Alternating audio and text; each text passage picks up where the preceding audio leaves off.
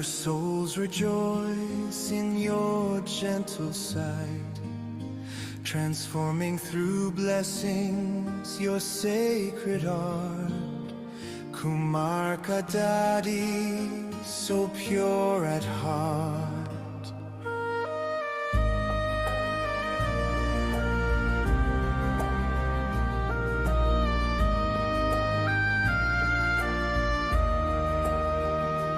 Youth revere you, Kumars with pride. In your presence we feel God inside. When you step on stage, hearts catch fire. Peace fills the air, lifting us higher. You hear heartbeats, not just words. You mend with love, no clash unheard. With every gesture, blessings flow, changing lives with a gentle glow. Daddy Prakashmani, world's guiding light. In your embrace, souls see God's own sight.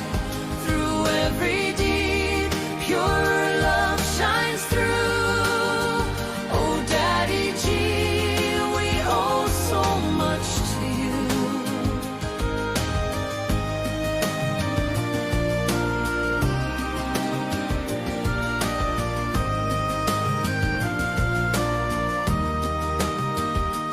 Baba's love for you, deep as the sea. Your life, his script in harmony. Balanced vision, strong yet kind. Law and love in perfect bind. When you share the Lord's sweet word, every heart feels deeply stirred. Your presence plants hope in the soul, making timid hearts feel whole.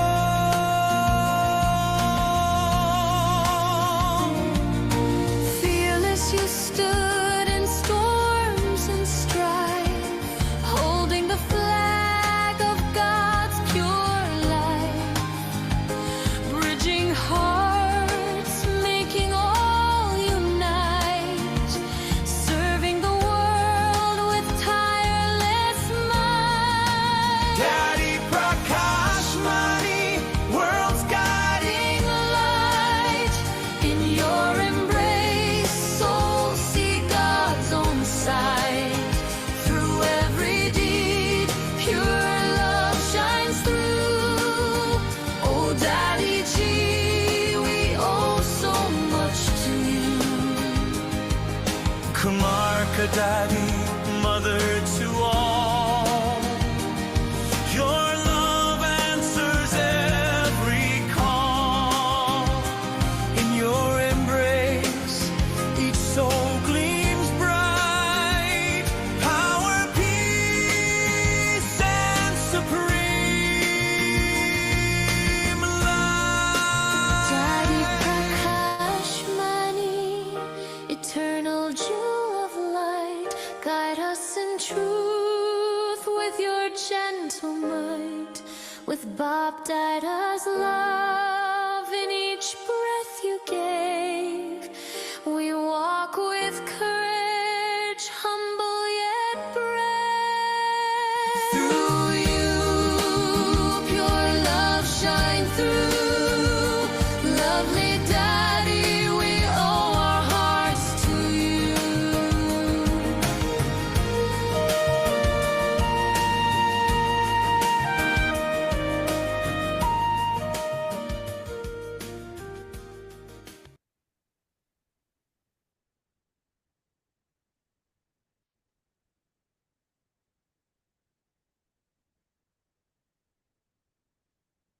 Om Shanti. So today, as you know, that Dadi Prakash Mani's day is there. So I think three of us will be sharing our experience with Dadiji.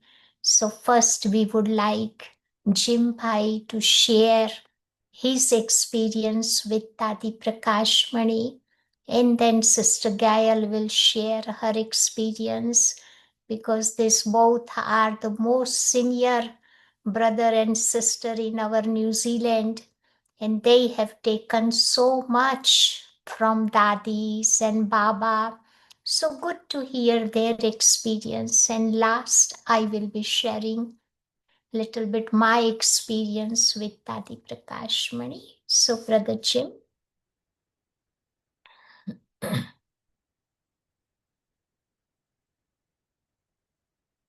you are mute. Okay, cool. Uh, what's happened? Yeah, you can start. Oh, okay, there's a big thing on the screen, that was all. Okay, Om Shanti, everybody. Yes, I remember that I was still in Australia. I took knowledge in Australia. And the first year I came from Canberra down up to Sydney, and Daddy G was having a special program in Bondi Beach, and we had a centre just above that, and Daddy was staying there, I think. But anyway, I was brand new then, and I seen all these people there, and Daddy was there, all dressed in white, and all these things going on, and and there was one sister translating everything, and then the final day I had to leave early, and I found later that through Daddy's secretary, Daddy Manmohini, so the sanskaras of Sri Krishna had come through her, and so I missed that. But anyway, but I heard earlier that she'd come in Wellington before that. But the first time I really met Daddy G was in Mataban, which was stay there for 1 month and 30 days. First time I ever went, 8th of March or 8th of April. And we noticed every time you go into the courtyard after Murli, because she'd read Murli every day, and then she'd be sitting there in the sun and getting warm and meeting people. And so that's how we get to see Daddy and how she was reacting with everybody and talking with everybody. But one thing I did notice the second time I went, we had a special, it was the 50th anniversary, and Daddy G came to the Double Foreigners tent. We had a special program in the polo ground, and all the Double Foreigners were staying in a hotel because Mataban was full house and overflowing, and I think they booked every room and in all of Mount Abu at that time. And we were staying in, I forget the name of the hotel, but all us Double Foreigners were there. But we had a big program in the polo ground, which is just in front of it. And Daddy G come and inaugurated that. And one thing I noticed was every time she'd talk to you, and then next thing she's gone, she's talking to the next person. It's just bang, bang, you know. So she's never spent too much time with anybody, but she was always in full command and demand. But so she was always there, and she came in and looked at our Double Foreigners tent. But the other time that she was there, I always noticed that everyone used to think Daddy Kamaka was like our Brahma Baba, still in the physical form. So she was a good example for us in that way. And the other thing too, you know, we had in the Diwali, I went there 1 year and I was the only Double Foreigner there at that time. And I think the last one left before Diwali. But anyway, so I used to always help in the kitchen, and it was Brothers' Day. So they said, "Oh, Daddy wants you could come with us, and we'll come and meet Daddy in her bedroom, in her room." And she's giving toli to all the brothers. And I remember she gave me some toli, and she was giggling. She said, "Oh, you're in Daddy's room, hee hee hee," you know, which is not allowed, of course, in those days, but it's okay for Daddy. So that was really nice experience. And she was just being really innocent. And anyway, so when I moved to New Zealand, and then a few years later when we were in Rockfield Road, Daddy G came, and I remember getting dressed up as a kiwi bird, a great big costume with his big long beak. And anyway, we welcomed Daddy to to New Zealand, to Auckland. And I was just standing behind her, and of course the kiwi bird was a lot taller than Daddy. And anyway, the beak was touching Daddy on the back of the neck. But she turned around and gave it a big whack and says, "Oh, stop that!" So, so I said, "Oh, okay then." But I just was really was a good laugh. So, but she had some wonderful programs that year, and all the brothers from the centre, we stayed in Rockfield Road motel. We used to come down and eat there. But I remember Daddy invited me to after lunch, and she says, "Come and we all meet." It was Daddy and Mahini Ben, and she says, "Oh, you can ask me any question you want, and I'll give you the answer." So I thought, "Oh my God, I haven't thought of anything," when they ask you on the spot like that. So I asked the question, she gave me the answer, which was quite interesting. And but she was one other time we were in Metaban, and that was the day when I was there, when I was the only brother. But there was 3,000 people lined up to take drishti from Daddy G. So I remember taking my clothes off to the Dobie Waller and come back, and it was just about my turn because I came last, so I just let everyone go first, and all the sisters and brothers, and she was so powerful. After giving that drishti, she was just like a light bulb. And anyway, I was standing there, and she was giving me drishti for ages, and I thought, oh, if I wonder how much longer it's going to be, I might leave the body. So, but she was full of just this very first time she sat on that gutty till the very last. She was just the same. She was just a big dynamo full of love and light. And so, yeah, so that was really nice. I thought I had every time she'd give a lot of classes at Metaban, so especially for double foreigners. And the first time there was 30 of us from Australia when I went the first time, all on the bus. And anyway, we got to Metaban and all the daddies invited us for Ramaborjan because they wanted to meet us, all these double foreigners coming, because there used to be only about 100 or 150 double foreigners would come then. So she invited just about maybe 20 of us from Australia or something like that. And anyway, we're all sitting there, and I'd never eaten Indian food before. So I knew it because I didn't have anything for double foreigners. They didn't even have bread or nothing. It was just chapatis and whatever they ate, we ate. And I'd never ever eaten any Indian food whatsoever because in Australia we didn't have any Indians. So anyway, Daddy was there. She was just wanted to know how we all were. And anyone had any visions for the funny thing is she always wanted to know, did any double foreigners have visions? As Bobby used to say, when they start having visions, then destruction's going to be coming close. But no one did. And once we had this death butty, and I think they call it a death butty or something like that. Anyone lies down and you're looking up, and so Daddy was walking around giving drishti to everyone, hoping someone was going to go into trance. But no one ever did. I remember someone was lying next to me, but they were snoring, but that was about it. But that's the sort of thing they used to do in the early days. Daddy was always interested in asking, has anyone had any visions, So, but no one ever did that I know. But I might have had some visions, but I didn't ever say anything. But I had lots of visions in my life, but I never told Daddy or anyone because you never know what happens.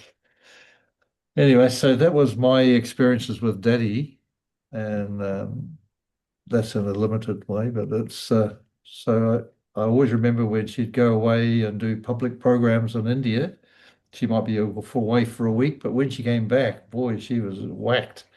And in a couple of days, though, she'd be up and running around again because their service is like, so I think they used to sleep in the car, I think, on the way, and she was just flat out meeting people.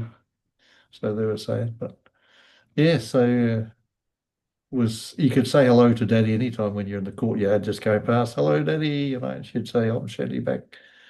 So that's how wonderful she was. I don't know. That's how genuine she was. She was a very beautiful person and beautiful personality. But she was her classes were, I never missed any of her classes. They were so pucker though. They're very strong classes. It was all about Srimat, and that's for the main thing Daddy was focusing on Srimat and having that life that's your future, you know, and how to live a life of a BK. So, okay, Bhavna Ben, is that 10 minutes is up? Okay. Om Shanti. Thank you. So, Sister Gail, would you like to share your experience? Yeah, so that song, I actually had to turn the video off because that song made me a bit tearful. It was such a beautiful song. I don't know where you got that, but I'd like it.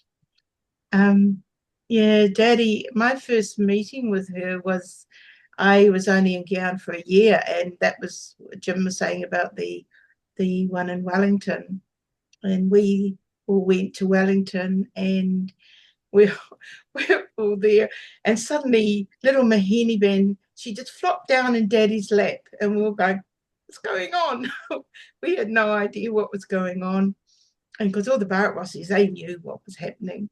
And suddenly she got up and she was dancing and all that. And yeah, and that was when she became Krishna. And because, you know, she'd come up to us Westerners, and because I think it was John or someone there, and because, you know, we all sort of go backwards, you know, but the Bharatwasis were all around her. And so that was an interesting experience. But I found Daddy just the embodiment of love. You know, she just touched your heart. And as you said, Jim, you know, I always saw her as my Brahma Baba, because she was my example, never seeing Brahma Baba. So she was the one closest to Brahma Baba. And I remember going to Madhavan once, and I wanted to understand about purity. So I started following her around everywhere. And we were doing this inauguration of that White House near Pandav Bhavan. And she just walked past, and it was like, I know what it is. It's coolness. And I went to Wilton, and Daddy went there. And at the time, they were looking for another retreat place, and they'd just found Lura. And so Daddy was saying, oh, you know, you don't need 2 retreat centres, because they were so close together. Wow. The Australians, oh, yes, we do. They're really attached to Wilton. So Daddy just, okay, you can have 2. You know, she was okay with everything. And she went to Baxter, and but what I noticed about her was that she had sort of become more detached. You know, before she was sort of in with everything, but this time I noticed it's like she'd step back, and there's something different. And Bridge Mohanbai was there with her, and he was saying, see, Daddy, she's becoming Karmatit. I thought, that's what it is, that stepping back and just, you know, playing her role, but in a more detached way. And her vision on everybody was equal, you know, from a servant to a VIP. She would have no difference in her drishti. And, you know, when she was giving you Toli, that she would always look at you. Some other seniors sort of look away, but Daddy never did that. She always gave you that drishti and focused on you. And once it was actually a mistake. I was in Baxter, and this person came up and said, oh, Daddy needs an injection. She has some pain. And also you can do something with her head, you know, do some. And you're Gail from New Zealand. I said, yeah. So I went in and I gave her this injection, but actually it was the wrong Gail. It was, she calls herself Evergail now.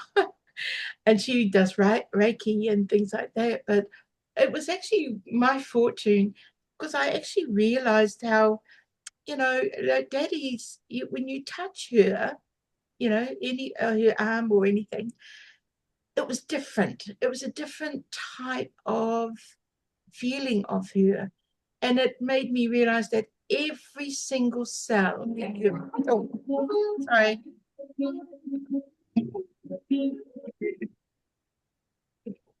Every single cell in her body was pure. And so the feeling and light as well. And I experienced that with little Mahini Ben too. And I remember Daddy giving her experience of when Brahma Baba left the body when she was at Wilton, and she was saying how she was holding his hand and she looked away. And when she looked back, he'd left the body, but there was no difference in the, you know, it was still light. And it's because every cell is pure. And being a nurse, it sort of, it was this touch of her to say somebody else, one of us, is totally different. And she never saw herself as, you know, in charge, bigwig. She always saw herself as a trustee, a servant, and that Baba was responsible for everything. I mean, she had a huge role to play, but Baba was always responsible, and she was always light, no burdens. And she was also very open about if she was sick. I remember her saying she had an operation, it was a hernia. She was going to have this hernia operation. And from that point, she started, you know, other things went wrong too. And she was the one who gave me the experience of being, she was detached, the understanding of detached and loving, because when Dada was there and she got up on the seat, and at that time her thyroid wasn't working very well, so she was very tired. And so Baba sort of pulled her to him, and she sort of had her head there and shut her eyes. And then he pushed her with a finger. It's like loving, detached. And what I also found that, you know, that the regard, the love that the Madhaba Nawasis had of her. And when she was in Baxter, we weren't allowed to wash her clothes. They all had to go back to Madhaban, you know, and the Madhaba Nawasis had such love for her that we couldn't do any of that stuff for her.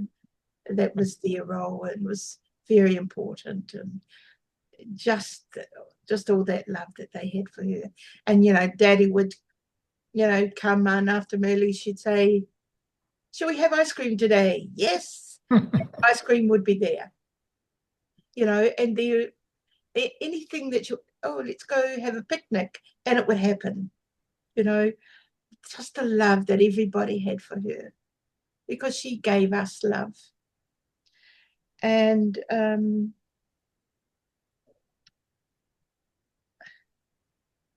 yeah, I think that's really all, I think. So she loved us double foreigners. And she had this desire that she wanted, because it was always the Bharatwasis, I think October or December, wasn't it? And then we would have ours February, March, April.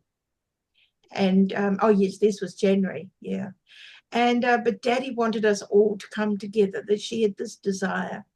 And then the first time that they said, oh, we're just having a trial. And so they put this tent up down in Shantivan. In those days it was called Taleti. And we had the first Bapdada meeting, and there were, I think, I'm not sure if that one was 10,000 there. And the other one was, I think, 16,000. And that was the start of us coming together. But she always had that desire. Have I said enough, Bhavana?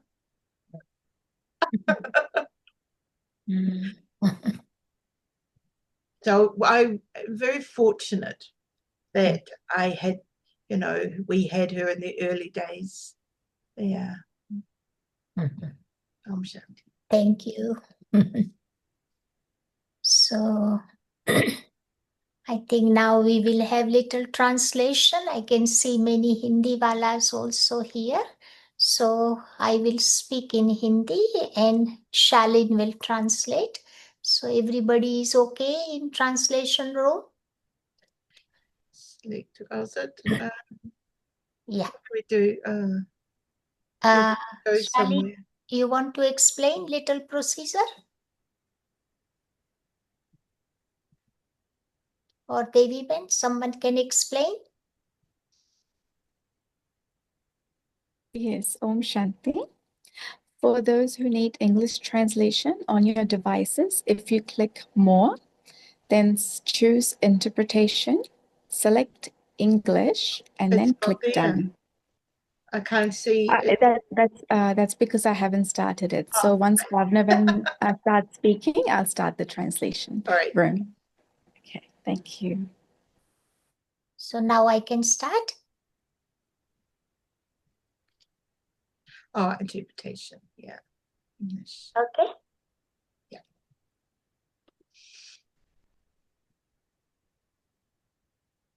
Om Shanti.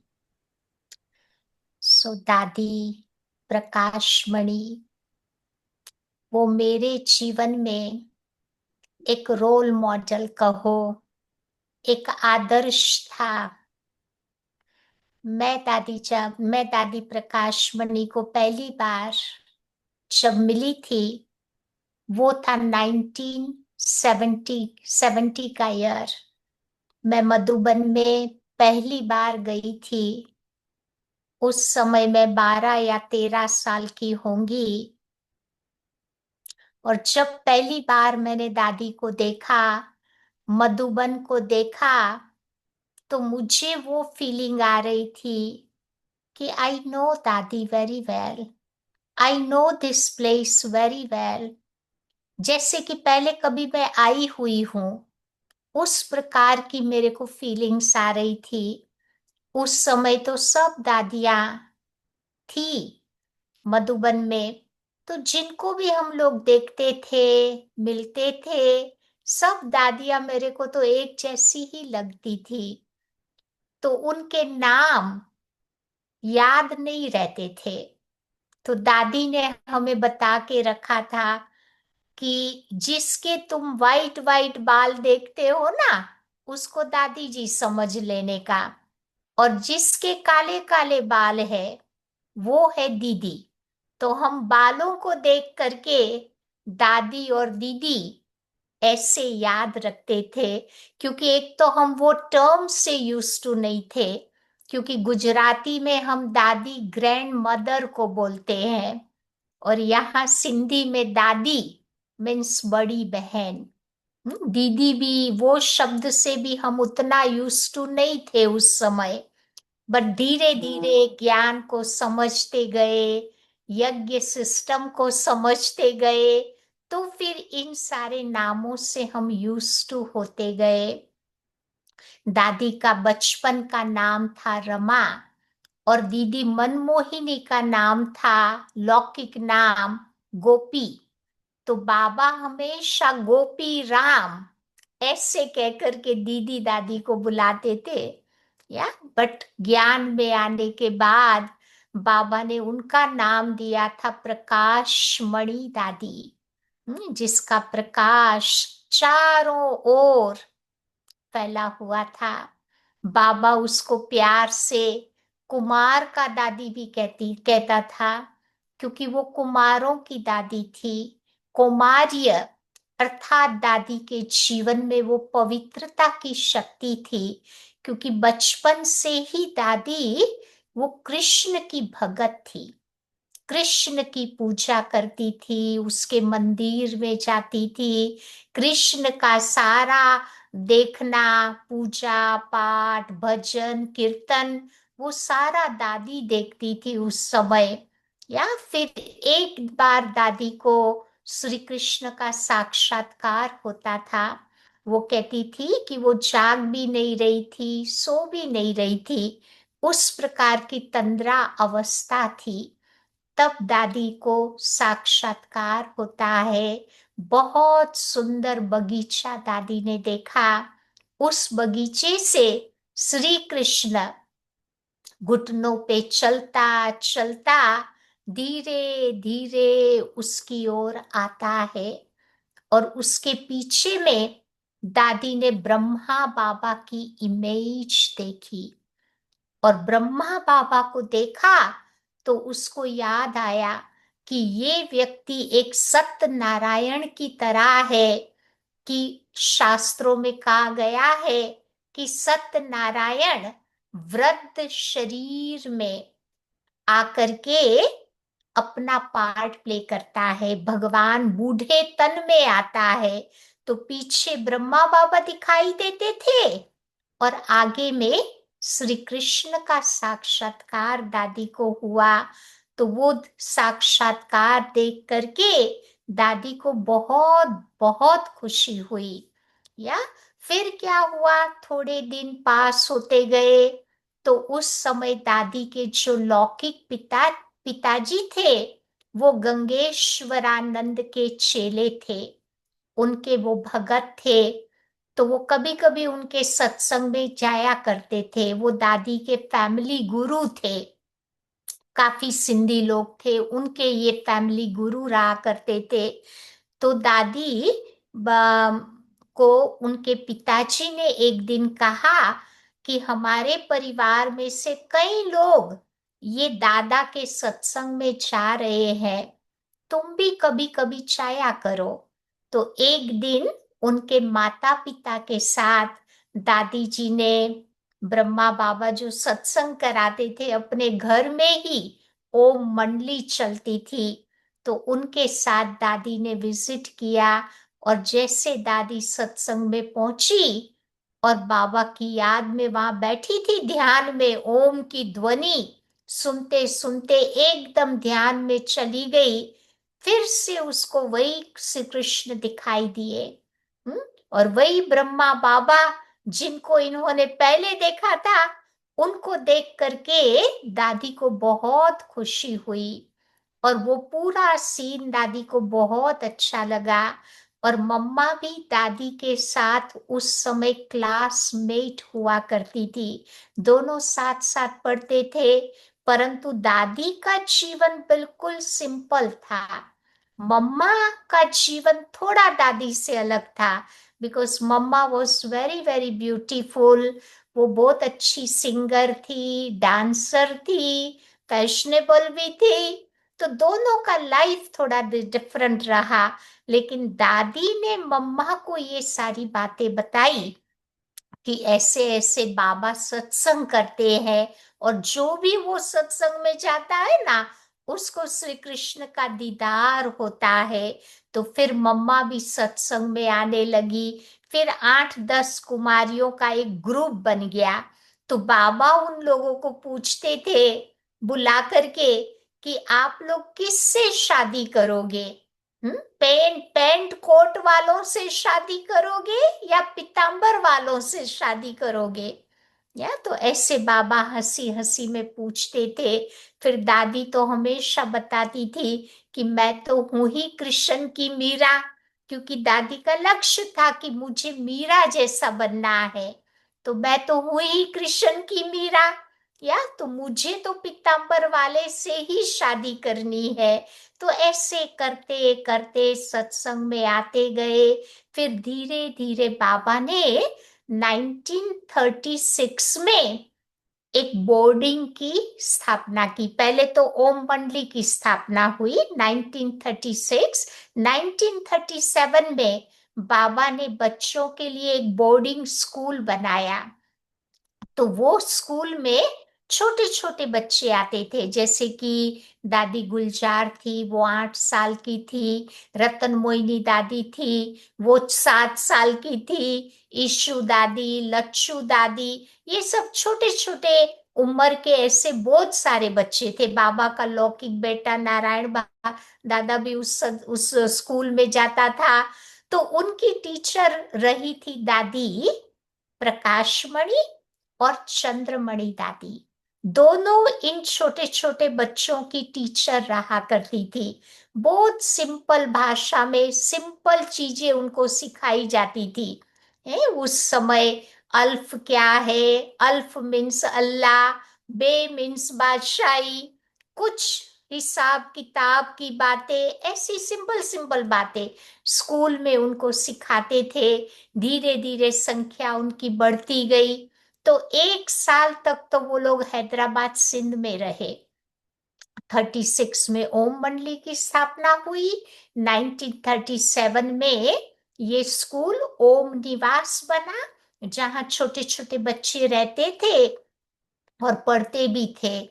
फिर 1938 में बाबा कराची आ गए, तो कराची में फिर ये दोनों ही वहां shift हो गए, ओम मंडली और ओम निवास स्कूल और ओम मंडली।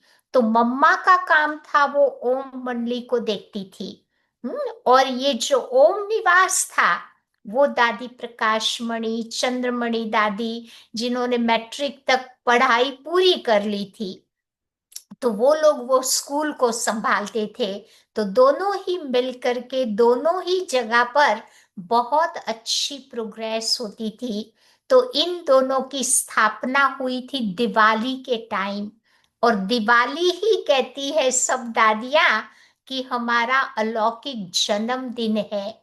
सब दादियां अपने घरों से आकर के दिवाली के टाइम पर वो टोटली टोटली यज्ञ में सरेंडर हो गई।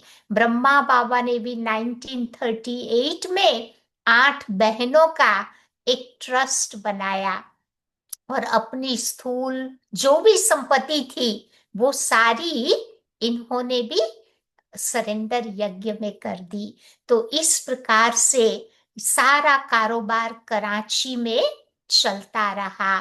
फिर वो जो पिकेटिंग का प्रॉब्लम हुआ और सारी कई समस्याएं आई, कोर्ट केस हुआ, ये सब चीजें कराची में आने के बाद हुई थी। न्यूज़पेपर के द्वारा भी बहुत सारी ग्लानि की बातें निकली, वो सब चीजें कराची में हुआ। या तो इस प्रकार से यज्ञ की स्थापना पहले कराची में हुई, फिर 1948 में भारत पाकिस्तान का पार्टीशन हुआ, और 1950 में पूरी संस्था माउंट आबू में आकर के स्थित हो गई। तो दीदी मनमोहिनी ने अपने फैमिली गुरु की मदद से ये माउंट आबू की भरत कोठी थी वो वाली जगह पसंद किया, और वहां पर पूरी संस्था फिर आ गई, क्योंकि शिव बाबा ने डायरेक्शन दिया कि अभी ये सारा कार्य भारत की धरती पर शुरू हो। या तो फिर वो भारत की धरती पर वो सारा कार्य शुरू हो गया। तो इस प्रकार से भारत आने के बाद फिर 1952 से अलग अलग जगह पर हमारी संस्था के केंद्र, सेवा केंद्र खुलने शुरू हो गए। या तो मैं दादी को पहली बार मिली थी 1970 में माउंट आबू में। तो उस समय तो बहुत थोड़े हुआ करते थे, इतने बाबा के बच्चे नहीं होते थे। तो मुझे याद है कि मैं जब 72 में सेकंड टाइम मैं माउंट आबू में आई थी, तब दादी ने मेरे से प्रॉमिस कराया था कि तुम प्रॉमिस करो कि तुम अपना सारा वैकेशन, छुट्टियां माउंट आबू में ही तुम स्पेंड करोगी, तुम इधर उधर किधर नहीं जाओगी। तो मैंने दादी के आगे प्रॉमिस किया। तब से लेकर के मैंने कोई अपना वैकेशन या छुट्टियों का टाइम इधर उधर किधर भी नहीं गुजारा। बस या तो मधुबन या तो दिल्ली में कभी दादी गुलजार के पास गई, या बॉम्बे में ब्रिज शांता दादी थी बाबा की लौकिक बहू, वहां उनके साथ रही, या पूना में ब्रिज इंदिरा दादी थी। तो अलग अलग दादियों के संग शुरू से ही बाबा ने इस आत्मा को बहुत अच्छा एक चांस दिया। उन दादियों के अंग संग रह करके बहुत कुछ बातें सीखने का मुझे इस ब्राह्मण जीवन में बाबा ने बहुत अच्छा सौभाग्य दिया। तो एक बार का मैं अपना अनुभव दादी के साथ का आपके साथ शेयर करना चाहूंगी। 1975 की बात है। उस समय मैं अपने वैकेशन के दौरान मधुबन में आई हुई थी।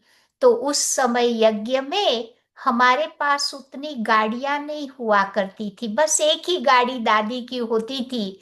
एम्बेसडर गाड़ी उस समय थी। तो दादी को कहाँ जाना होता था तो वो गाड़ी में जाती थी, बाकी कोई गाड़ियां नहीं थी यज्ञ में। तो हम लोग क्या करते थे, कहाँ पर भी हमें जाना होता था तो हम लोग पैदल जाते थे। नजदीक के जगह पे कोई माउंटेन पर जाना है, टेकरी पर जाना है, म्यूजियम जाना है, रेलवे स्टेशन बस स्टैंड जाना है, तो हम सब लोग पैदल ही जाते थे।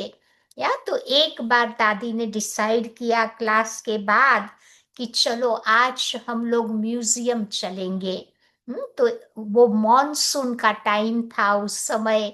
तो हम सब ने अपने अपने रेन कोट पहन लिए और वो पहन करके छाता हाथ में लेकर के हम सब लोग जा रहे थे म्यूजियम में। तो आराम से पहुंच गए, आधा घंटा लगा धीरे धीरे, क्योंकि उस समय दादियां भी सब यंग थी, 40-50s के अंदर थी। तो सब पैदल करते थे। या और हम लोग तो बहुत छोटे छोटे थे। तो वहां म्यूजियम में जब पहुंच जाते थे तो दादी कहती थी, अच्छा अभी गरम गरम पकोड़ा बनाओ। या तो गरम गरम पकोड़ा और चाय पीने वाले चाय के साथ खाते थे। फिर थोड़ा टाइम स्पेंड करते थे वहां म्यूजियम में। फिर फिर अपना रेन कोट पहन करके छाता लेकर के वापस मधुबन आ जाते थे। तो जब हम रिटर्न जर्नी में वापस आ रहे थे तो उस समय माउंट आबू तो जंगल था, अभी भी जंगल है लेकिन इतना बैड नहीं है। उस समय 75 में तो पूरा जंगल ही जंगल लगता था। तो रास्ते में घर आते समय कोई कीड़ा था, उसने मेरे हाथ पर काट लिया। तो जैसे कीड़ा काटा तो पूरा मेरा हाथ सूज गया था। या तो फिर मैं घर आकर के मधुबन आकर के अपने रूम में चली गई। रूम में जाने के बाद धीरे धीरे वो हाथ एकदम स्वेलिंग हो गई हाथ में। फिर रात को मैं दादी के पास गई गुड नाइट करने। तो दादी ने मुझे पूछा कि हमने सुना है कि किसी कीड़े ने तुम्हें काट लिया, कहाँ काटा, दादी को दिखाओ। तो मैंने अपना हाथ आगे किया। तो दादी ने देखा कि पूरा हाथ सूजा हुआ था। तो दादी ने एक भाई को बोला कि तुम जल्दी किचन से जा करके थोड़े आइस क्यूब ले आओ, बर्फ के टुकड़े लेकर के आ जाओ। तो वो भाई दौड़ता दौड़ता गया, किचन से आइस क्यूब ले आया। फिर दादी ने अपना हैंकी निकाला, फिर उसमें वो आइस क्यूब डाले। फिर धीरे धीरे मेरे हाथ पर वो रब करने लगी, लगाने लगी। तो बस वो वाला सीन मैंने देखा तो एकदम मेरे अंदर वो टच हो गया। मैंने सोचा कि देखो, दादी इतनी बड़ी संस्था की हेड, चीफ एडमिनिस्ट्रेटिव हेड, और मैं एक सिंपल सी कुमारी दादी के आगे बैठी हूँ। और दादी कितना प्यार से ये रब कर रही है आइस क्यूब मेरे हाथ पर। या तो वो वाला सीन मेरे दिल को टच कर गया। और उसी टाइम मैंने बाबा से संकल्प किया कि बाबा, भविष्य में कभी भी ये आत्मा मुझे कुछ भी कहेगी तो मैं कभी ना नहीं करूंगी, हमेशा दादी को हाँ करूंगी। तो ये था मेरा और बाबा के बीच का कॉन्ट्रैक्ट। उसके बाद फिर मैं तो अपना पढ़ती रही, क्योंकि मेरे पढ़ाई में मेरे को बहुत अच्छा इंटरेस्ट था। और मैं फाइनेंशियली इंडिपेंडेंट भी रहना चाहती थी, ये भी एक मेरा संकल्प था। तो फिर मैं पढ़ती रही और दादी ने भी कभी मुझे रोका नहीं, क्योंकि मैं जब ज्ञान में आई थी ना तो उस समय हैंड्स की बहुत शॉर्टेज होती थी। तो जैसे बहनें ज्ञान में आती थी, 1-2 साल में ही सारा काम, वो पढ़ाई बढ़ाई छोड़ करके सेंटर पर रहना शुरू कर देती थी। या बट मेरी सिचुएशन थोड़ी डिफरेंट थी। या तो दादी हमेशा मुझे एनकरेज करती थी कि नहीं भावना, तुम कंटिन्यू करो अपना पढ़ाई, दादी का तुम्हारे लिए बहुत अच्छा प्लान है। या तुम पढ़ते रहो, जब तुम्हारे अंदर से आवे कि अब पूरा हुआ तब दादी को बताना। तो मैंने भी हाँ करके रखा था। तो फिर मैं अपना काम करती रही। फिर 1980 में मैंने उस समय अपना सारा कंप्लीट कर दिया। फिर बाबा के साथ संकल्प किया कि बस अब बाबा की सेवा करनी है मुझे। तो दादी ने मुझे सबसे पहले गांधीनगर में भेजा, क्योंकि Gandhinagar is a capital of Gujarat. तो वहां पर जस्ट सेंटर खुला ही था। एक कोई भाई था, उसको गवर्नमेंट हाउस मिला था, 2 बेडरूम का छोटा सा एक अपार्टमेंट जैसा था। तो वहां से सेवा की शुरुआत हुई। तो उन लोगों को कोई बहन चाहिए थी जो थोड़ा कुछ पढ़ी लिखी हो, तो दादी ने मुझे भेज दिया वहां पर। तो फिर मैं वहां 6 महीना रही, ज्यादा तो नहीं रही। 6 महीने के बाद कुछ फॉरेन के बच्चे आने वाले थे माउंट आबू में, क्योंकि उस समय मधुबन में बच्चों के प्रोग्राम्स हम लोग कंडक्ट करते थे। छोटे छोटे बच्चों को एजुकेशन देना, उनको बाबा का ज्ञान सुनाना, अलग अलग रूप से, गेम्स के माध्यम से, कविता के माध्यम से, ड्रामा के माध्यम से। या तो दादी ने मुझे बुला लिया 6 महीने के अंदर कि तुम वापस आओ। तो फिर मैं मधुबन आ गई। फिर ये जो फॉरेन के 20-22 के करीब बच्चे आए थे, कुछ अमेरिका के थे, कुछ लंदन के थे, कुछ कनाडा के थे। तो इन बच्चों के साथ मैं रही। दे वर वेरी स्मॉल, अबाउट 13-14 साल के अंदर अंदर के सारे बच्चे थे।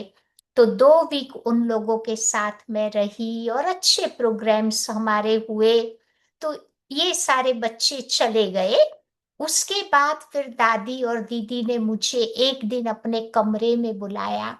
कमरे में बुला करके मेरे को पूछा कि भावना, दादी चाहती है कि तुम ऑस्ट्रेलिया न्यूजीलैंड जाओ।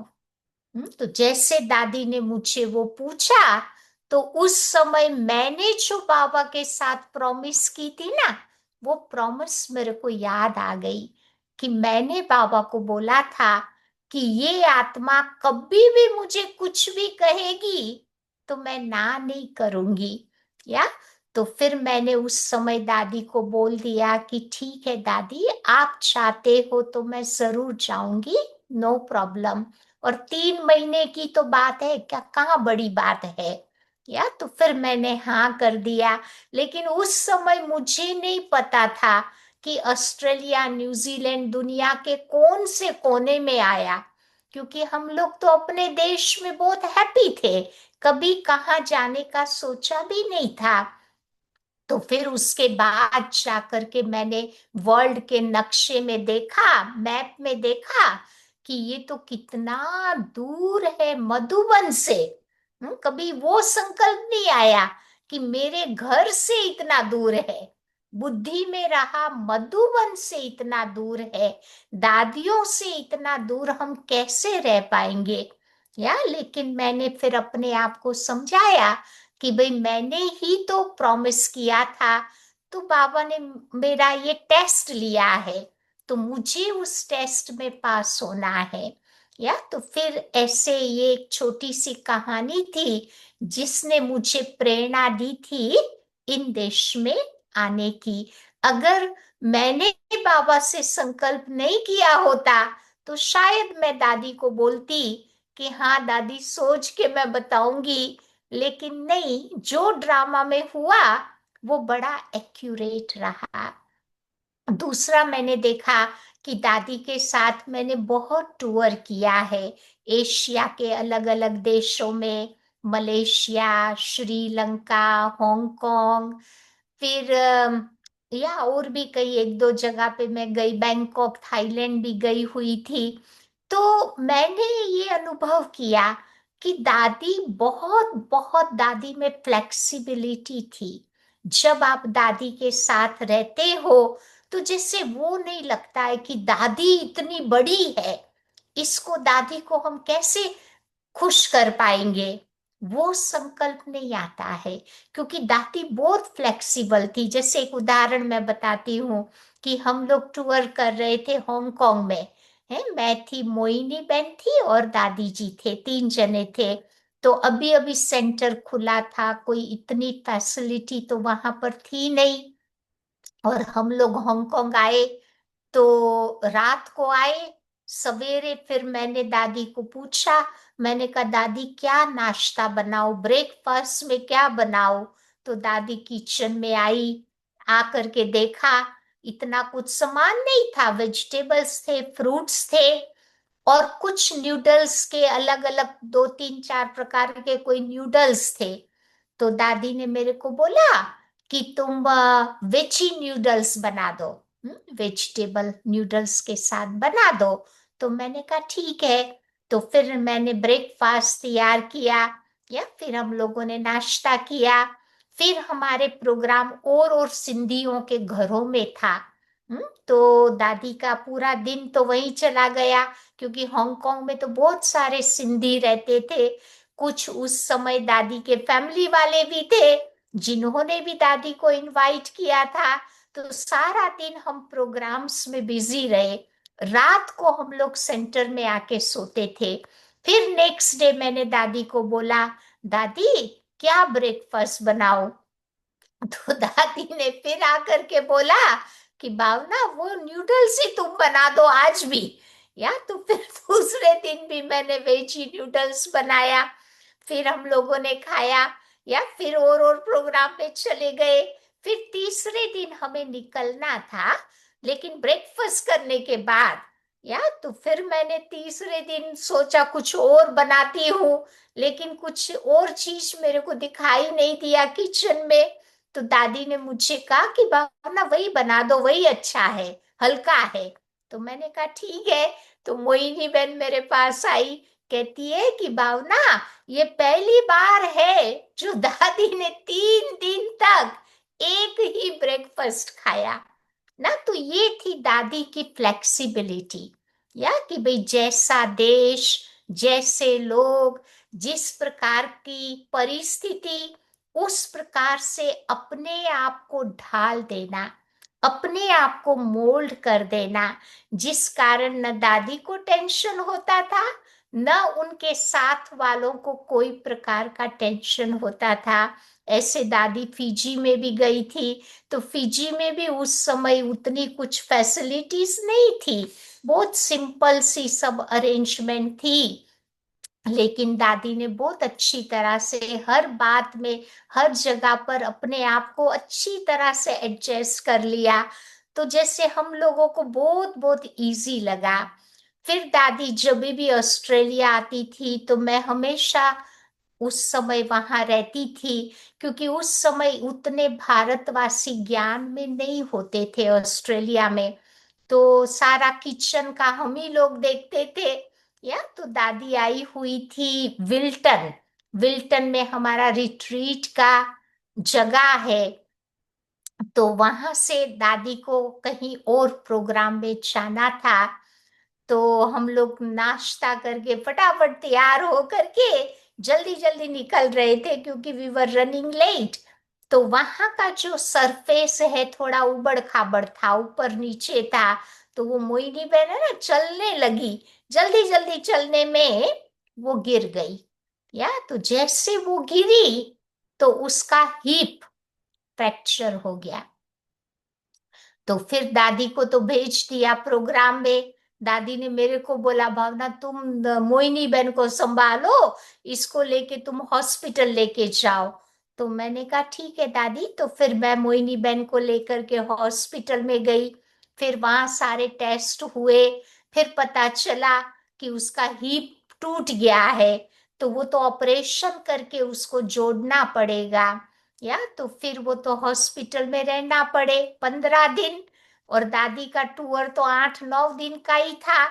तो दादी ने फिर अपना टूर कंटिन्यू किया, और दादी ने मेरे को बोला कि भावना, तुम ये जिम्मेवारी लो, मोहिनी बहन को लुक आफ्टर करो और इनकी सेवा करो, बाकी हम लोग आगे का देख लेंगे। तो मैंने कहा ठीक है, जो जो भी प्रोग्राम आप दो। तो फिर मैं रुक गई, तो सिडनी हॉस्पिटल में उसके साथ में 15 दिन रही। या फिर एकदम अच्छी उसकी तबीयत हो गई। फिर दादी ने मेरे को बोला, भावना तुम उसको लेकर के मधुबन आओ, छोड़ के जाओ उसको, और किसी के साथ तुम नहीं भेजो, क्योंकि वो तुम्हारे साथ हिल मिल गई है। तो मैंने कहा ठीक है। तो फिर मैं उसको लेकर के माउंट आबू गई, या वहां तक उसको छोड़ा। फिर दादी ने मतलब बहुत प्यार किया ना, फिर दादी ने बहुत महिमा की। फिर 8 दिन मुझे वहां रखा, रोज अपने साथ खाना खाने पे बुलाती थी, टाइम स्पेंड करती थी, सारा डिटेल में समाचार पूछती थी। मतलब जो आप आज्ञाकारी बन करके कुछ सेवा करते हो ना, तो फिर बड़ों की ओर से हमें उतना ही प्यार दुलार, उतनी जैसे दुआएं मिल जाती है। तो वो मैंने समझो उस समय अपने जीवन में अनुभव किया। फिर मैंने देखा कि दादी अलग अलग देशों में अलग अलग धर्म वाली आत्माओं से मिलती थी। तो जैसे दादी उनको मिलती थी, तो दादी अपनेपन की फीलिंग्स कराती थी। तो जो भी धर्म का व्यक्ति था ना, वो फील करता था कि दादी बिलोंग्स टू मी, है, मैं दादी के परिवार का हूँ, दादी कोई अपनी है। उस प्रकार की फीलिंग्स देने का दादी ने काम किया। तो सब जगह, चाहे जो भी धर्म के हो, उन सब को दादी के द्वारा बहुत अच्छे अच्छे अनुभव होते थे। और एक बात दादी ने बार बार हमें समझाई थी कि जीवन में सेवा से ज्यादा व्यक्ति इम्पोर्टेंट है, व्यक्ति को हमें महत्व देना है। एक बार क्या हुआ था, हम लोग मधुबन में ही थे, तो वहां पर अपना एक भाई था जो किचन में काम करता था। उसने बहुत प्यार से बहुत सारी चाशनी बना के रख दी थी बड़े से पतीले में, है, ताकि वो चाशनी से वो टोली बना सके। और नेक्स्ट डे दूसरा नया भाई किचन में आता है, और ये भाई को बड़ा पतीला चाहिए चाय बनाने के लिए। उसकी ड्यूटी हुआ करती थी चाय बनाने की। तो उसने देखा कि वो पतीले में चाशनी, तो अंधेर, थोड़ा थोड़ा अंधेरा भी तो होता है ना सवेरे, वो पानी जैसा ही लगा। उसने सोचा कि कोई मैला पानी पड़ा हुआ है, तो उसने वो सारा गिरा दिया, और वो पतीले में वो चाय बनाना शुरू किया। फिर ये जो भाई आया जिसने चाशनी बनाई थी, तो उसने आकर के इस व्यक्ति को बहुत कुछ बातें सुनाई कि भाई तुमने क्यों ये चाशनी फेंक दी, तुमने बहुत यज्ञ का नुकसान कर दिया, वो कर दिया, ये कर दिया, मतलब बहुत कुछ उसको सुनाया। तो ये भाई अपसेट हो गया। तो उसने सोचा कि बस यहाँ तो बड़ा मुश्किल है, संस्कारों का मिलन पॉसिबल नहीं है, कोई कुछ भी बोल के चला जाता है, उससे तो अच्छा है मैं अपने घर चला जाऊं। या फिर इतने में पता चला कि दादी का बुलावा आया।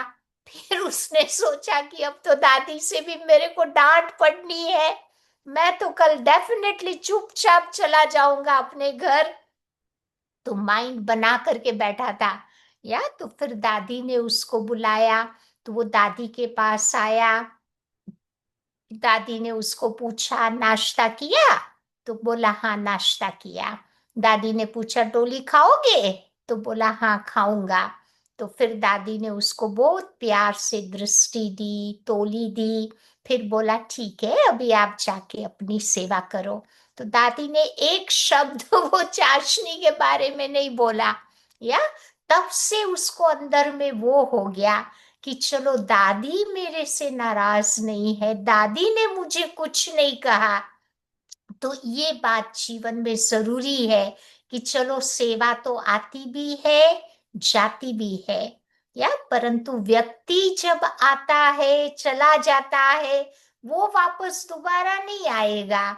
तो सेवा से ज्यादा हमारे संबंध इम्पोर्टेंट है, ये बात दादी बार बार हमें सिखाती थी। फिर एक बार की बात है, 1980 की बात है, उस समय मधुबन में पहली बार महामंडलेश्वर का संत सम्मेलन हुआ। तो हमारे पंजाब के अमीर चंद भाई थे, वो इंचार्ज थे इन सभी मंडलेश्वरों को मधुबन में लाने के लिए।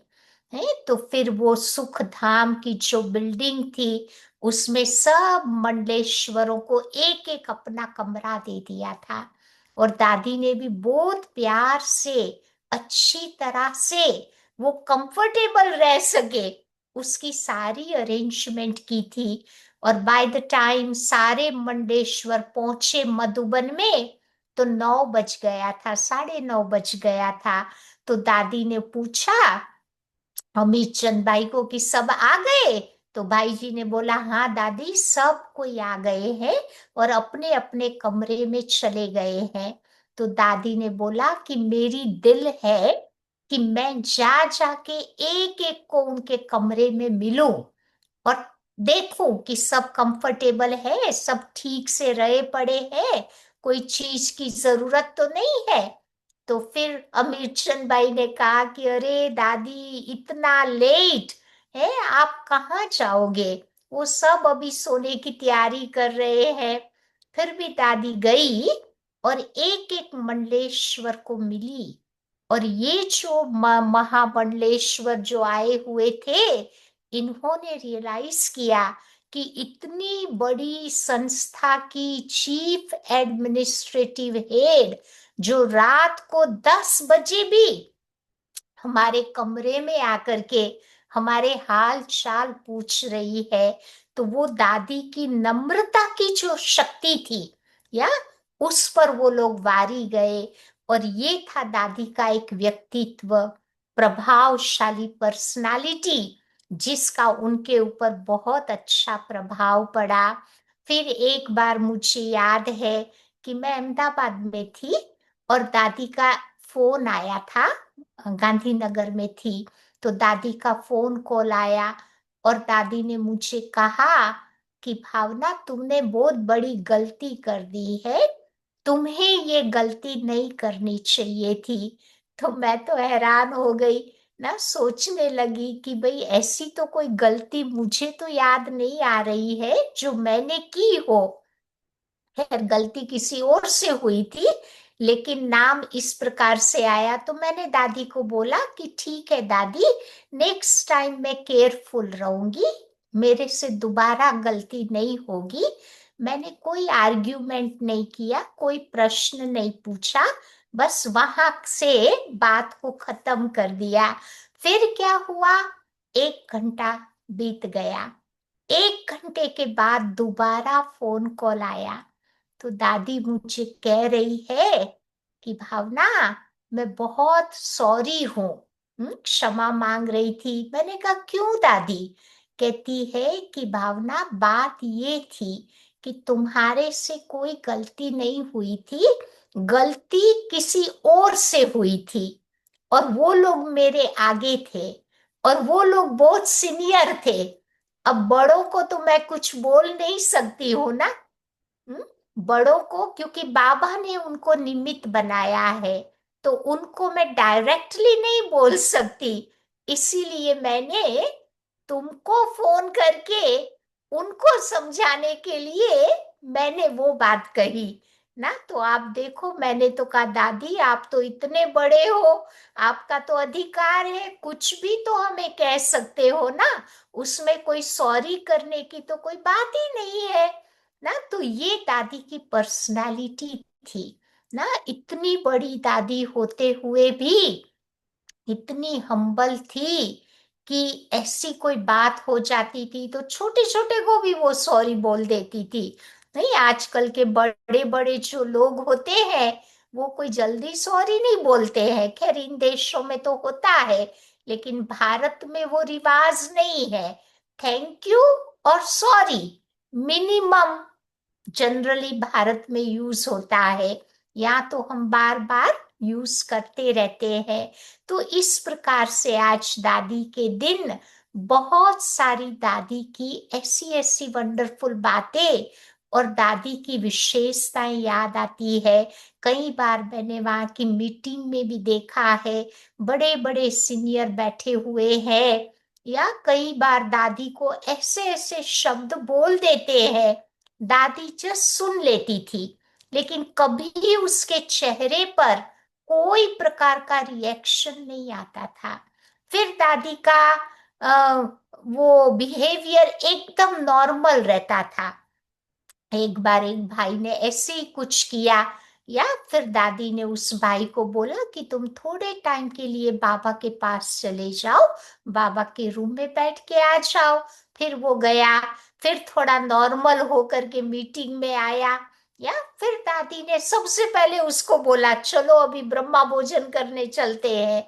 तो मतलब कई बार बातें बहुत सारी उनके जीवन में भी आई थी, लेकिन दादी ने बहुत अच्छी तरह से उन बातों को बाबा की याद में रह करके हैंडल किया ना। तो वो सारी चीजें आज दादी के दिन जब हम लोग भी सुनते हैं, याद करते हैं, तो हम लोगों को भी एक प्रेरणा मिल जाती है, और हम लोग भी फिर उसी प्रकार से कोशिश तो जरूर करते हैं अपने जीवन को भी हैंडल करने की।